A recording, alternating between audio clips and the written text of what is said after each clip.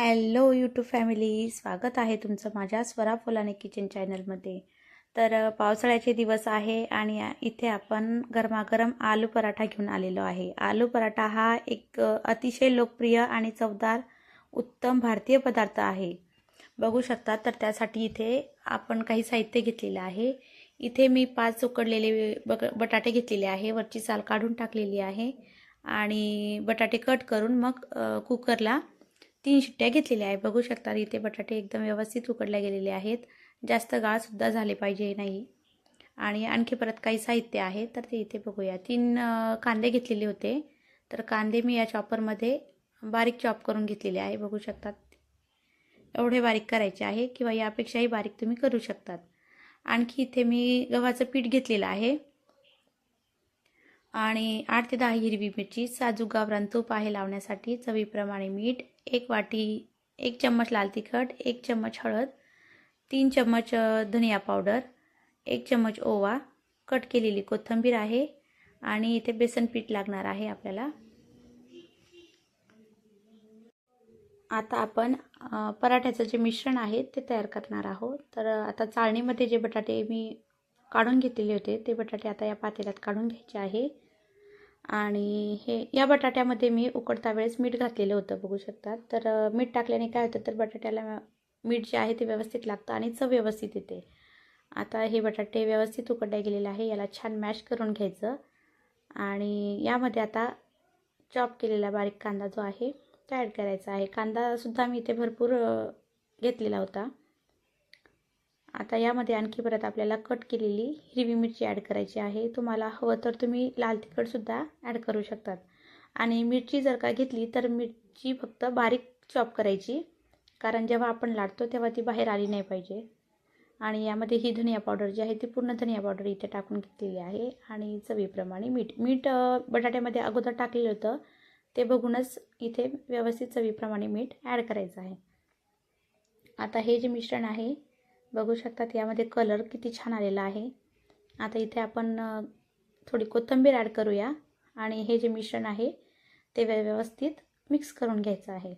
हे जे मसाले वगैरे टाकलेले होते ते व्यवस्थित मिक्स करून घ्यायचे आहे. एकजीव झालं पाहिजे.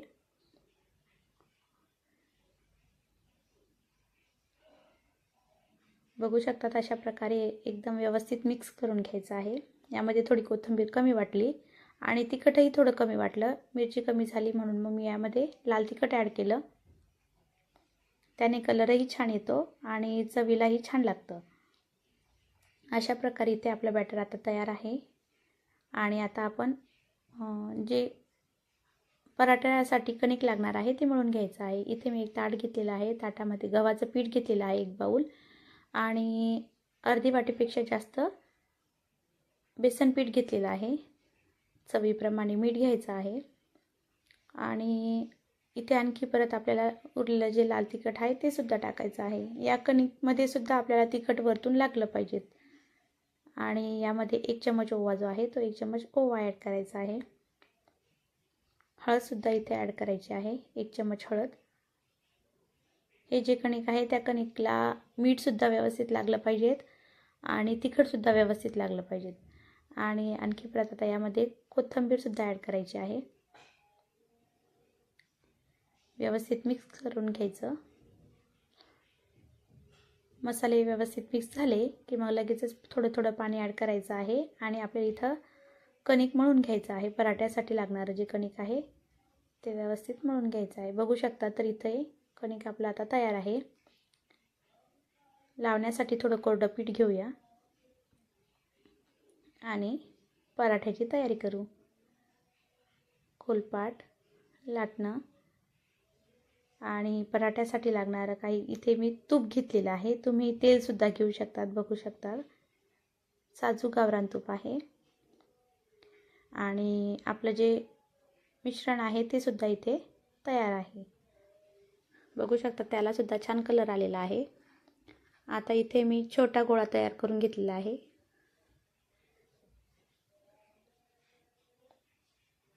जास्त छोटाही घ्यायचा नाही, मीडियम साईजमध्ये.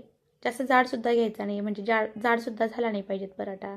एवढा साधारणतः एवढा गोळा तुम्हाला इथे घ्यायचा आहे. आणि याला पीठ लावून लाटायचं आहे. तुम्हाला तेल लागलं तर तेल लावून सुद्धा तुम्ही लाटू शकतात.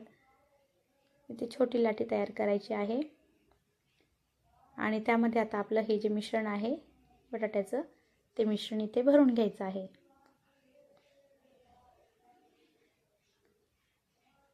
बघू शकतात. हा पराठा पावसाळ्याच्या दिवसामध्ये तिन्ही ऋतूमध्ये हा पराठा आवडीनेच खाल्ला जातो. असं नाही की पावसाळाच आहे म्हणून हा आवडतो. तिन्ही ऋतूमध्ये हा पराठा सगळेजण आवडीने खातात. यासोबत तुम्ही दही खाऊ शकतात, लोणच्यासोबतसुद्धा खाऊ शकतात. आवडीप्रमाणे तुम्हाला टोमॅटो कॅचअप जे आहे ते सुद्धा घेऊ शकतात.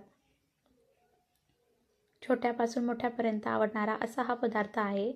गरमागरम आणि खायलासुद्धा एकदम चवदार लागतो. अशा प्रकारे हे जे मिश्रण आहे आपलं ते इथे भरून घ्यायचं आहे पुरणपोळीसारखं. आणि इथे हा आपला गोळा आता तयार आहे. याला व्यवस्थित पीठ लावून घ्यायचं आहे.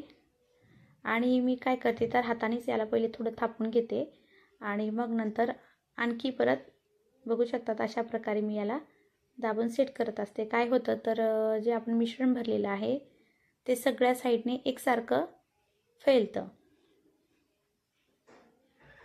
त्याला आणखी परत कोरडं पीठ लावून घ्यायचं आहे आणि व्यवस्थित एकदम हलक्या हाताने इथे पराठा आपल्याला लाटायचा आहे. जास्त दाबून पराठा इथे लाटायचा नाही. त्याने काय होतं तर आपलं जे मिश्रण आहे ते बाहेर येऊ शकतं आणि आपला पराठा फुटू शकतो. एकदम हलक्या हाताने इथे पराठा लाटायचा आहे. बघू शकता. जास्त पातळही करायचा नाही आहे, थोडा जाडसरच ठेवायचा आहे. एकदम हलक्या हाताने मी इथे पराठा लाटत आहे. एकदम नाजूक रेसिपी आहे ही. बघू शकतात अशा प्रकारे इथे पराठा जो आहे तो लाटून तयार आहे. चला तर आता मी गॅसवरती तवा ठेवलेला आहे आणि तवासुद्धा जास्त गरम करून घ्यायचा नाही आहे आणि मोठ्या फ्लेमवरती इथे पराठा आपल्याला भाजून घ्यायचा नाही आहे. मीडियम फ्लेमवरतीच ठेवायचा आहे. तूप टाकलं आहे, साजूक गावरान तूप, आणि त्यावरती आपला पराठा आता टाकून घेतलेला आहे. खालच्या साईडनी पराठा होतो तोपर्यंत आपण इथे वरतून तूप लावून घेऊया. एकदम खुसखुशीत आणि गरमागरम चवदार आलू पराठा इथे बनून तयार होतो. बघू शकतात खालच्या साईडने इथे पराठा व्यवस्थित एक साईड झालेली आहे. आता दुसऱ्या साईडने शेकून घेऊया. मस्त लालसर इथे हा पराठा भाजून घ्यायचा आहे. जितका तुम्ही एकदम खरपूस भाजाल तितका तो चांगला लागतो बरं का. व्यवस्थित भाजला गेला पाहिजे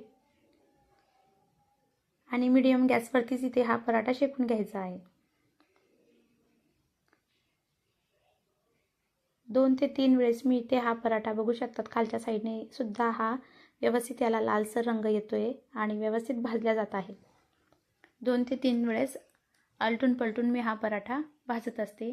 हवं तर तुम्ही यामध्ये आणखी परत गावरान तूप टाकू शकतात किंवा तेलामध्ये सुद्धा हे पराठे बनवू शकतात. दोन्ही साईडने इथे पराठा एकदम व्यवस्थित भाजला गेलेला आहे आणि अशा प्रकारे इथे पहिला पराठा जो आहे आपला तो तयार आहे. आता मी इथे ताटामध्ये हा पराठा काढून घेते. बघू शकता किती सुंदर कलर आलेला आहे या पराठ्याला आणि एकदम मऊ आणि लुसलुशीत हे पराठे तयार होतात बरं का. तर अशा प्रकारे मी दुसरा पराठासुद्धा इथे तयार करून घेतलेला आहे. 4 ते 5 पराठे मी इथे तयार करून घेतलेले आहे. सोबतच लोणचं आहे. मी तर आलू पराठे तयार केले. तुम्हीही बनवा आणि कमेंट बॉक्समध्ये कमेंट करा की तुम्हाला हा आलू पराठा कसा वाटला. गरमागरम लुसलुशीत आलू पराठा एक वेळ नक्की ट्राय करा.